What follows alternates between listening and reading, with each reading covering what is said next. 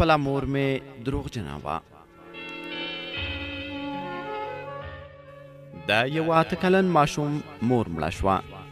پلار یې بل واده وکړ. څه موده چې تېره شوه، پلار یې له خپل ماشوم نه پوښتنه وکړه: ستا لومړنۍ مور ښه وه که دا اوسنۍ؟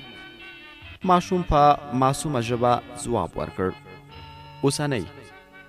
زما لومړنۍ مور دروغجنه وه. پلار یې په حیرانتیا پوښتنه وکړه: هغه څنګه؟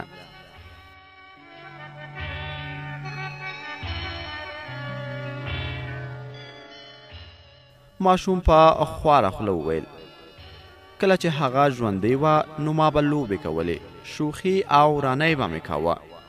دی به تل راته ویل چې که ورانی د وکړل ډوډۍ نه درکوم، خو کله به چې د ډوډۍ وخت شو تر ټولو مخکې به یې زما لاسونه راومینځل.